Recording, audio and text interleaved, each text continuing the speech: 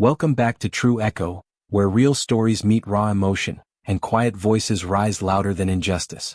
Today's story isn't just about a high school bully or a viral video. It's about what happens when someone underestimated decides to stand, not with violence but with purpose. What began as a cruel prank turned into a national reckoning. This is the story of Amari Ellis. And once you hear it, you'll never look at silence the same way again. They say some mornings give no warning. No shiver in the spine, no cloud on the horizon. Just blue sky, warm sun, and the illusion of normal. That's what it felt like for Amari Ellis, 16, shoulders squared and silence stitched into her like a second skin. She walked across the courtyard of Oak Ridge High with a heavy box of history textbooks in her arms. Forgotten relics of civil rights marches and wartime decisions, their spines frayed, names of long-gone students still etched in pen on the inside covers. She hadn't volunteered to be seen. Miss Fields had asked for help, and while the rest of the class shifted in their seats or pretended to scroll through their phones, Amari just stood up. That's how she did everything, quiet, without ceremony, no need for validation. She didn't wear makeup, didn't post selfies, didn't giggle to fit in. Her confidence didn't broadcast itself, it hummed beneath her skin like a steady current. But that day, as she passed under the still-rising Georgia sun, she didn't see Tyler Maddox watching her. Tyler, son of Glenview County's deputy sheriff, wore entitlement like a crown. His swagger wasn't taught, it was inherited, nourished by coaches who let him skip drills and teachers who gave him second chances he never earned. His varsity football hoodie hung off one shoulder, as if to remind everyone it didn't need to fit him. He fit everything else. And when he saw Amari, with her purposeful walk and her lack of fear, something in him itched. With the practiced ease of someone who'd never been held accountable, he stepped forward and slapped the box from her hands. The books exploded across the concrete like shrapnel from a silent war. Pages opened to black and white photographs of men marching for justice, women standing firm at sit-ins. And Amari, steady as breath, bent down to pick them up. She didn't react, not to the laughter behind Tyler, not to the jeers from his crew orbiting like lesser planets. She just gathered each book as if it mattered, as if reclaiming knowledge was an act of defiance. That quiet was the spark. Tyler's smirk twisted. Her silence didn't comfort him. It unsettled him. And that made him cruel. Without warning, he motioned to his boys. One unzipped his gym bag, pulled out a thick resistance band, the kind they used in weight training. Another flanked Amari's side. Before she could register what was happening, they grabbed her, dragged her backward toward the courtyard flagpole. The books lay behind her, scattered and ignored. They wrapped the resistance band tight around her arms and the pole, pulling until her shoulders strained against the tension. Tyler didn't speak. He didn't need to. The performance was for the crowd. Students gathered, some recording, some laughing, some frozen with that terrible mix of shame and fear.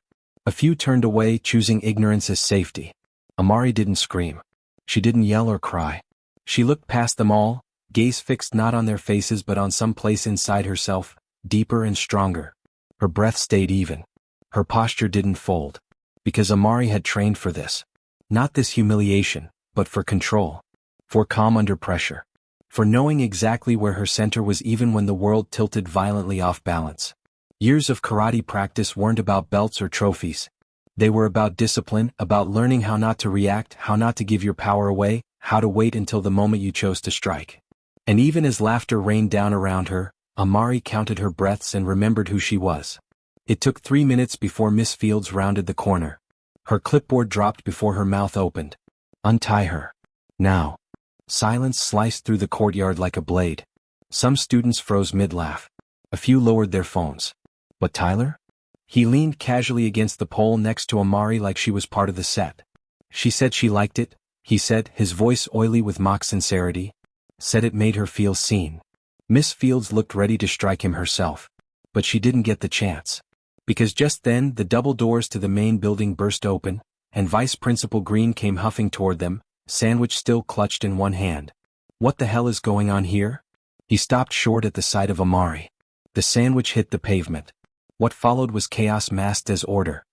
He rushed to untie her, fumbling with the band as he demanded to know who was responsible. The crowd was silent. One of Tyler's friends offered a deadpan. She did it herself. It's a YouTube thing. Miss Fields' voice was razor sharp. You expect me to believe she tied herself to a pole behind her own back? But Green's eyes were already flicking, toward Tyler, toward the crowd, toward the phones. And just as the tension reached a breaking point, A soft voice from the edge broke through. "I have video," said a girl, maybe a freshman, holding her phone like a shield. The air cracked. Tyler's eyes locked on her. He stepped forward, calm and dangerous. "You sure about that?" he whispered as he passed her. The girl didn't answer. She just swallowed hard and looked down, slipping the phone into her jacket. The crowd dispersed slowly after that, like steam dissipating. Amari stood there, wrists raw, silence still her shield. She didn't speak. Not yet. But inside something shifted. Something awakened. The main office at Oak Ridge High smelled like industrial lemon cleaner and fake concern. Amari sat stiff-backed in a plastic chair that was too short for the conference table. Across from her sat Vice Principal Green, Principal Lawson, and a woman from the school district wearing a blazer too sharp and a smile too thin. Miss Field stood behind her like a sentry, arms crossed and jaw tight. "We're not saying it's your fault," Green began, already defensive, like he could feel the accusation echoing before the conversation even started. "But some students said maybe you were provoking attention." Amari didn't respond. Her sleeves were pulled down over her wrists, hiding the faint red impression still fading from her skin.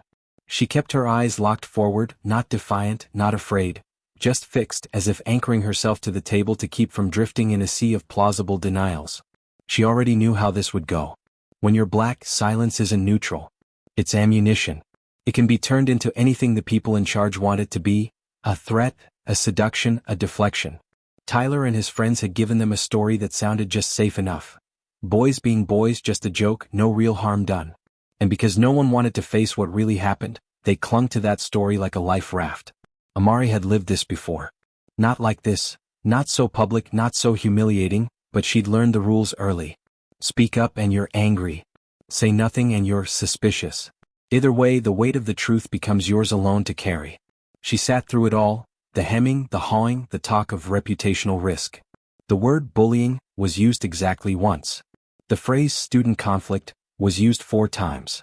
When the meeting ended, Amari stood slowly, thanked them in a voice that sounded too calm, and walked out into a hallway that suddenly felt miles long. Tyler was waiting for her just around the corner. He leaned against a locker, phone in hand, grin carved across his face like it had been painted on with venom. "Told you," he whispered, stepping close enough that she could smell the sweat beneath his cologne. "All you're good for is standing still. Bound up. Quiet. Just like before." She didn't flinch. Didn't even glance at him. But something in her spine locked into place. She understood now, this wasn't about her. It wasn't even about Tyler. It was about something larger, more insidious. About who gets protected and who gets punished. About how power shields itself even when it's wrong. Especially when it's wrong. So Amari didn't go home. She didn't go to her part-time job at the public library or her younger cousin's school to pick her up like she usually did. She went to the dojo. The brick building on Holloway Street was easy to miss. Wedged between a pawn shop and a laundromat, its sign had been dead for years. But inside, it pulsed with breath and motion, with sweat and control. Her sanctuary. Her forge. Coach Hall didn't ask questions. He looked up from the clipboard he was scribbling on, nodded once toward the locker room and waited. That was all she needed. Amari slipped off her shoes, tied her curls into a high knot, and stepped onto the mat barefoot. She didn't speak. Her belt, black and weathered, waited for her in the locker like a secret she was finally ready to share with the world. She wrapped her fists and approached the heavy bag. Coach Hall tapped it once, then crossed his arms and watched. That was how he taught. Not through instructions but through stillness, presence. He was always there but never in the way. The first punch came slow, deliberate. The second sharper. By the 10th, her breath had locked into rhythm. She didn't imagine Tyler's face. This wasn't about rage. Rage was sloppy. Amari wanted precision. Control. She needed to feel her own power again, not to hurt but to reclaim. To remember that she had always been more than they said. She struck until her forearms burned, until her legs trembled with exhaustion. Still she kept going. Every hit, every breath, every drop of sweat was a syllable in the language she was born to speak but had been told never to raise her voice in. When she finally stopped, she stood, chest heaving, eyes on a photo taped to the far wall. It was her, age 12, standing on a tournament podium, 3rd place, face bruised but glowing with something bright. Not victory. Fire. "You know," Coach Hall finally said, stepping close, voice low and firm, "strength ain't always the answer." She didn't turn. "I know. But silence," he paused. "Silence can be worse." She nodded, slow and sure. Yeah, she said. I learned that this week. Coach Hall didn't say more. He didn't need to. He walked to the supply shelf and pulled down a worn chest protector. The blue padding was frayed, stained with old sweat and older memories. He held it out like armor, not a gesture of sympathy but of preparation. Then train like your life depends on it, he said. Because sometimes it does. Amari took the chest guard and slipped it on. She didn't ask when the next tournament was. She didn't need medals. She needed readiness.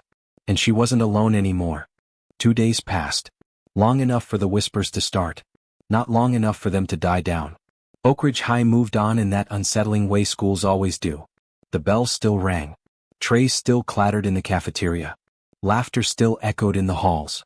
But beneath it all, something had shifted, like a fault line waiting for the second quake. Tyler Maddox strutted back into the courtyard like he owned it. His swagger untouched. His crew noticeably absent. Word had spread about the meeting. Some students said he'd been cleared. Others whispered about the freshman girl with the phone, about her changing story, about the video that might exist but hadn't been shown. But Tyler didn't care about rumors. He fed off them. He walked toward Amari like nothing had happened. Round 2, he said, arms stretched wide in mock celebration. Didn't think I'd let you have the last word, did you? Amari stood by the same bench she always did, alone, eating her sandwich with methodical care. She didn't look up. That stillness of hers, once mistaken for meekness, now radiated something heavier. Something measured. Tyler stepped too close, expecting her to shrink. She didn't. He reached out, fingers extended, ready to shove her again. He never made it. Her hand moved like lightning, smooth, practiced. She caught his wrist midair, a grip so fast and firm it stole his breath. His eyes widened. The smirk flickered. He started. But she didn't let go. She pivoted, brought his arm across her body, twisted his wrist just enough, and in one controlled motion, dropped him to his knees. The sound of his knee hitting the pavement was sharp. Final. Let go, he yelped, trying to jerk free. The courtyard had frozen. No phones out this time. Just eyes. Watching. Amari leaned in slightly, voice low, calm, unwavering. I'm only getting started. Tyler's panic boiled into motion. He lunged, wild and uncoordinated, all ego and no plan. She stepped aside, let his momentum carry him, then swept his legs with a clean, sharp motion. He hit the ground hard. Palms slapped the concrete too late to break the fall. His varsity hoodie tore at the back. His pride. Already in pieces. Amari didn't gloat. She didn't pose. She stood over him like a monument of discipline, breathing slow, grounded. And then she turned and walked away. No final insult. No raised fist. Just silence. But this time her silence wasn't submission. It was command. By the time the school bell rang, the footage had already been posted. Someone had filmed it, someone who knew what they were capturing. The video exploded across the internet before second period even ended. No edits. No captions. No TikTok audio. Just raw, breathless footage of a girl standing while the school's golden boy was folded like laundry on the ground. The comments came fast. She didn't flinch. That's how you end a bully. Black girl magic in action. Not even mad. That was justice. By the next morning it had 3.8 million views. Reporters showed up at Oak Ridge High like vultures at a fresh kill. Students were pulled from class for interviews. Teachers were instructed not to speak to media. But the story had already slipped beyond containment. Everyone had seen it. The takedown was trending, but it wasn't just the spectacle that grabbed attention. It was Amari. Her restraint. Her calm. The way she never raised her voice, never celebrated. The world had watched her stand, and that was what hit hardest. It wasn't rage. It was power delivered with precision. The sheriff's office tried damage control first. Deputy Maddox held a press conference on the courthouse steps, flanked by flags and legal counsel. He stood behind a podium and declared, "My son is the true victim here, subjected to a violent overreaction manipulated by social media." Behind him, a freeze frame showed Tyler on the ground, arms up. As if that one still could rewrite everything that came before. But the public didn't buy it. Not this time. Screenshots of Tyler's online history surfaced. Slurs in group chats, threats in DMs, ugly jokes made public by students who were finally brave enough to speak up. His legacy unraveled in real time. At school, the administration scrambled. Emergency board meetings were held. The hallway that once held Tyler's framed Athlete of the Month photo now buzzed with whispers about who knew what, and for how long. Miss Fields was the first to speak at the session. She didn't flinch. She didn't soften her words. She described exactly what she'd seen that morning in the courtyard. A student was tied to a pole and left there, she said. Mocked. Humiliated. And the only person who acted was the victim herself. Green followed, stammering his way through a watered-down apology. And then came the one voice no one expected. Lena Alvarez. The freshman girl with the phone. She stood up. Hands still trembling but voice clear. She told them about the threats, the pressure to delete the video, the boys waiting at her locker, the messages disguised as jokes. She pulled out her phone and read them aloud. No one looked away. In that moment, everything shifted. The school board acted. For once, without delay. Tyler Maddox was permanently banned from campus. Green. Terminated. Effective immediately. And as for Amari? She didn't smile. Didn't cheer. She sat in the front row, wearing the same cardigan from the day she was blamed, back straight, unflinching. Beneath it, her black belt rested against her waist, not for show. For memory. And for the first time, the entire room finally understood what power looked like when it didn't need to shout. Tyler Maddox disappeared from Oak Ridge High the next morning. No warning. No goodbye. Just an empty seat in homeroom and a whisper that his parents had enrolled him elsewhere. Some said a private prep school in another county. Others claimed he'd been flown out to his uncle's ranch in Texas to get his head straight. But no one really knew. And for once no one seemed to care. His name lingered like cigarette smoke, traces of it in locker room jokes and hushed tones near vending machines, but it didn't carry weight anymore. It didn't provoke laughter. It didn't command fear. It simply faded. Deputy Maddox resigned a week later. No cameras this time. No podium. Just a line in the Glenview Gazette, buried beneath an ad for discounted lawn chairs. 2 paragraphs long. The community didn't protest. There was nothing left to say. His power had crumbled under the very arrogance it once protected. Amari walked the halls differently now. She still didn't speak much. Still kept her headphones in between classes. Still held doors open for people who rarely said thank you. But now eyes met hers. Not all of them kindly. Not all of them respectfully. But they met her. She was no longer invisible. And that was its own kind of liberation. The viral video slowed down after a couple weeks. The comments stopped pouring in. Think pieces and hot takes were replaced by newer trends. Algorithms moved on. But Oak Ridge High didn't. Because what happened in that courtyard had split the silence wide open. And Amari? She didn't chase the spotlight. She created something better. Every Tuesday and Thursday after last period, the auxiliary gym, once reserved for substitute PE classes and the occasional storage spillover, filled with something new. Girls. 10, sometimes 12. Freshmen with wide eyes and shaking hands. Juniors with tight ponytails and looser trust. Even a senior, a girl who used to laugh at Amari in the lunch line, came early just to help roll out the mats. There were no flyers. No announcements. Just a simple message passed phone to phone. Self-defense. After school. Free. Amari's leading. At first, they expected instruction. A lesson plan. Maybe a whistle and a clipboard. What they got was Amari Ellis, navy hoodie, hair in a puff, voice quiet but exact. She didn't talk much. She didn't have to. Her presence was the syllabus. She showed them how to stand. Not just physically but emotionally, shoulders back, chin up, eyes steady. How to plant their feet in truth. How to breathe through fear. She taught them wrist escapes, pressure point counters, how to fall without breaking, and how to rise without apologizing. One girl, Kayla, a sophomore, burst into tears halfway through her first class after failing to execute a knee block. She'd flinched when Amari stepped toward her. Not because of the motion, but because of the memory it triggered. Amari didn't comfort her with platitudes. She knelt, took her hand. You don't have to be strong all the time, she said, voice low and warm. But you do have to know when someone's crossed a line, and be ready. Kayla came back the next session. Stronger. They all did. Because this wasn't about fighting. It was about choosing. It was about no longer being trapped in the body of someone quieted, diminished, erased. And Coach Hall? He never stepped into the room during those sessions. But sometimes as the girls filed out, cheeks flushed and muscles sore, he'd appear in the doorway, arms folded, nodding once. Approval was never verbal with him. But they felt it anyway. One Thursday afternoon after class, while the gym emptied and the sun melted through tall windows, he stepped inside. The air still smelled like effort, sweat, rubber, determination. You still mad? He asked. Amari looked up from rolling the last mat. She didn't answer right away. Her eyes drifted past him. Past the walls. Past the gym. No, she said finally. I just finally understand what silence can become. Coach Hall didn't nod. Didn't smile. He just turned, opened the door and let the sunlight flood the room. Because what she said was enough. By early November, Oak Ridge High had changed, but the world around it hadn't caught up. The district tried to frame the viral incident as an isolated learning moment, sending out a newsletter packed with buzzwords like growth, healing, and community awareness. But Amari knew better.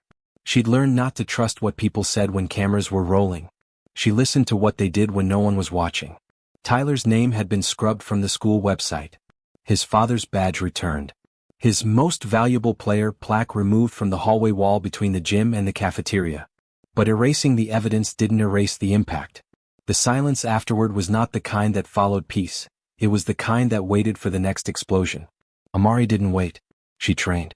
Not just her body, but her resolve. Every morning before school, she rose early. Ran through drills in the basement while her younger brother slept overhead. Kicks, blocks, pressure release holds. Her breath echoed off the walls like a metronome. At night she read. Not textbooks, court cases, articles about restorative justice, the politics of school discipline, stories of girls like her who had been pushed too far and labeled too fast. Because Amari wasn't preparing for a rematch. She was preparing for a world that would try again. Maybe not with ropes or laughter. Maybe not with Tyler. But it would come. And when it did, she would not flinch. One Tuesday afternoon, a new face appeared at the self-defense session. She stood by the door, backpack clutched to her chest, shoulders hunched under the weight of something unseen. Amari looked up. Said nothing. Just nodded.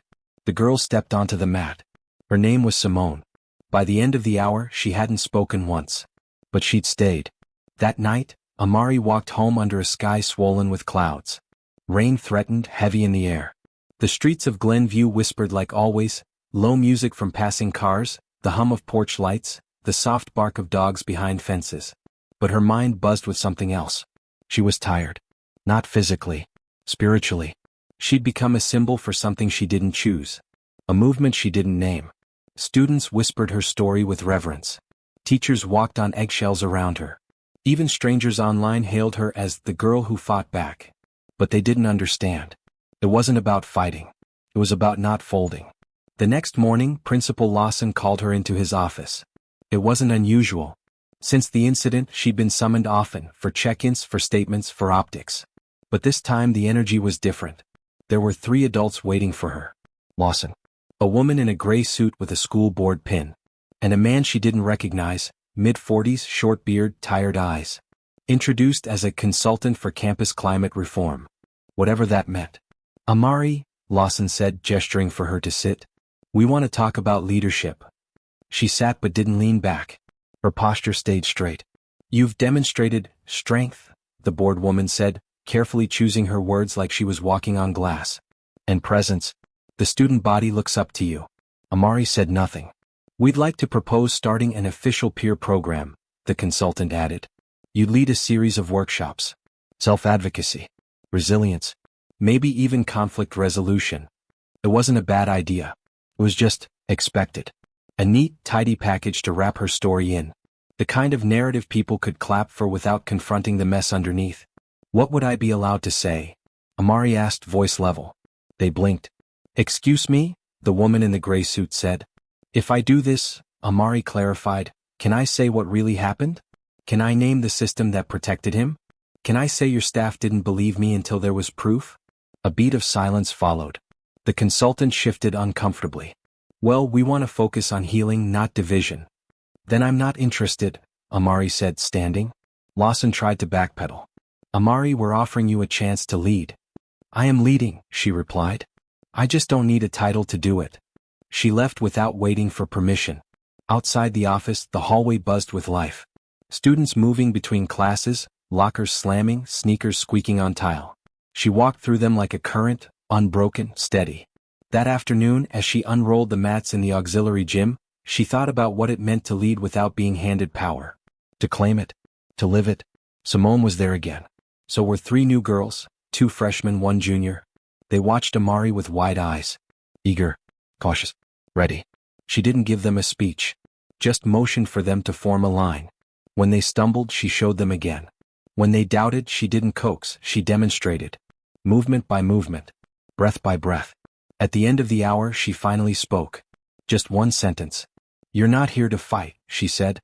"You're here to stop believing they get to define you." No one clapped. But everyone stood taller. Winter settled over Glenview like a hush. Not the kind of silence that haunted Amari at the flagpole, but the kind that promised something beneath it. Change perhaps. Or awakening. Snow didn't come often in Georgia, but that December, a thin frost clung to the schoolyard fences in the morning, and students stomped through crunchy grass on their way inside. Oak Ridge High moved differently now. The administration didn't say much, but their eyes lingered longer on students in hallways, and their voices dropped lower behind closed doors. There were more assemblies, more posters about respect and inclusion, and a few teachers suddenly decided it was a great time to update their curriculum with lessons on modern civil rights. But Amari didn't care for token changes. She watched what people did. And quietly, steadily, something was building. One of the first students to show up regularly at the self-defense sessions was a girl named Bailey. She'd never been targeted like Amari, but she admitted she'd spent years watching people get harassed and doing nothing. She told Amari, voice cracking one evening, "I used to think if it wasn't happening to me, it wasn't mine to deal with." Now Bailey showed up early and stayed late. She didn't ask questions, she just learned. Like many others, she was finding not just how to throw a punch but how to hold space. That, Amari realized, was the real transformation. Not the viral clip. Not the takedown. But the quiet shifting of mindsets. Students walking differently, choosing differently, questioning things they once accepted. The gym sessions had grown. There were now 15 girls on the mat by mid-January. One even brought her younger sister, still in middle school, saying, "She needs this before someone tells her she doesn't get to take up space." Amari never advertised. She didn't ask for help. But Coach Hall eventually approached her after one session, arms folded as always. "I'm retiring at the end of the school year," he said bluntly. She turned to face him, unsure whether to respond with shock or respect. "I've taught 3 generations of fighters in this town," he continued. "But you're not teaching people to fight. You're teaching them not to disappear." He paused. "I've seen boys win trophies and turn into cowards. But I've never seen someone take humiliation and turn it into leadership like you just did." She swallowed hard, not from emotion but from the weight of his words. That kind of praise from Coach Hall was rarer than a snowflake in May. He handed her a key. Brass. Slightly tarnished. "It's for the back storage room," he said. "Clean it up. Use it. You've got something bigger than a class now." She took it and for a moment said nothing. But her mind was already working. The following week, she and a few of the girls opened the back room. It was cluttered with old mats, folding chairs, decades of forgotten sports equipment. Dust hung in the air like history. They swept, repaired, scrubbed until their hands were raw and their laughter echoed through the vents. They hung a single mirror on the far wall and stacked folded uniforms beside it. They named the space the Anchor, because it was where they came to remember who they were beneath the noise. Word spread, and something unexpected happened. Boys began to ask if they could join. Not many. Just 2 at first. Then 4. Amari hesitated. This had been a sanctuary. A space forged by hurt that didn't belong to them. But one of the boys, Jalen, a junior who'd once laughed at Tyler's jokes, stood at the threshold and said, "I know I helped the problem by staying quiet. I want to learn how not to do that again." She let him in. Not because he asked, but because he understood. That day, during drills, one of the younger girls fell hard during a pivot. Jalen was the first to kneel, help her up, and back off without a word.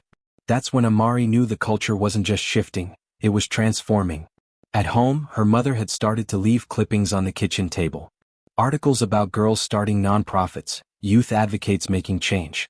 Her mother never said anything. But the gesture was clear. And one night, Amari came home to find her little brother, Caleb, standing in the hallway in her old GI, sleeves rolled too long, trying to mimic a stance he'd seen her do. "Can I come too?" he asked shyly. She knelt, adjusted his hands. "You can come when you're ready to listen more than talk," she smiled. "That's the first rule." He beamed like she'd handed him a sword. And maybe she had. The next morning at school, as Amari passed through the front gates, students looked up. Not in fear. Not in awe. But in recognition. She was no longer a shadow. She was a standard. And they were following. Spring broke over Glenview not with thunder but with light. It wasn't loud. It didn't announce itself. It crept in quietly, through windows cracked open for the first time in months, through blossoms on dogwood trees, through the sound of sneakers skipping across sun-warmed concrete. The air at Oak Ridge High felt different too. Not lighter exactly but clearer. Like something had been released. There were no banners. No assemblies.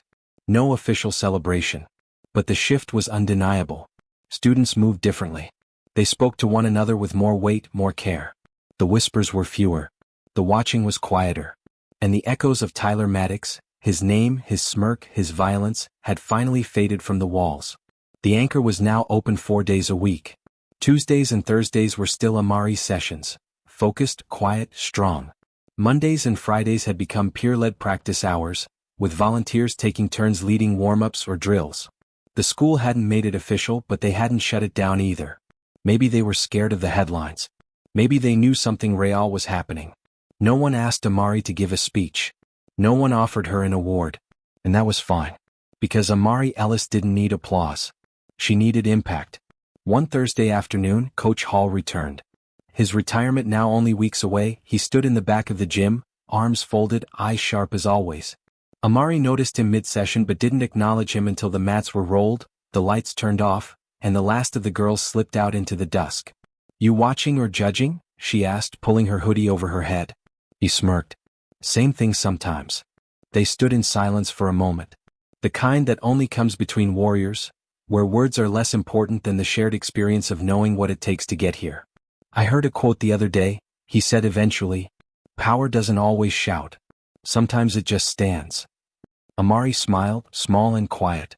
"I think I've heard that before." "Yeah," he said. "You lived it." They walked out together under a sky streaked pink and gold, the last rays of sun catching on the school's windows like fire in glass. By the time senior year came, Amari had received several offers from schools across the country.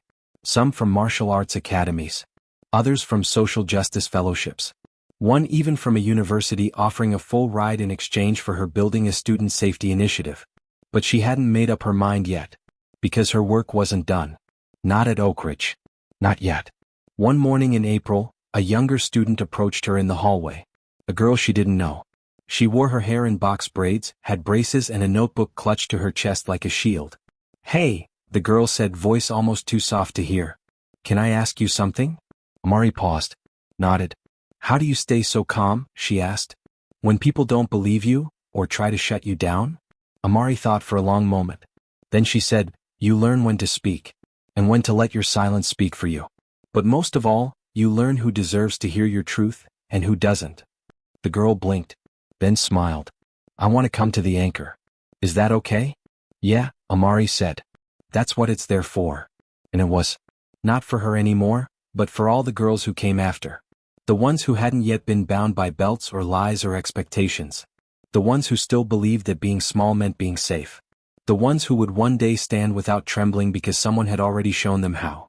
Amari didn't watch the viral video anymore. She never had after that first week. She didn't need to. Because she remembered every second. The flagpole. The laughter. The restraint. The moment she chose not to scream. And then what came after? Not revenge. Not rage. But something cleaner. Sharper. A reckoning. Because she'd never fought to be famous. She'd fought to be seen. And now, in the quiet corners of a gym-turned-sanctuary, on polished floors and whispered instructions, she was helping others see themselves too. That was the twist no one expected. The girl they tried to bind became the one who set others free.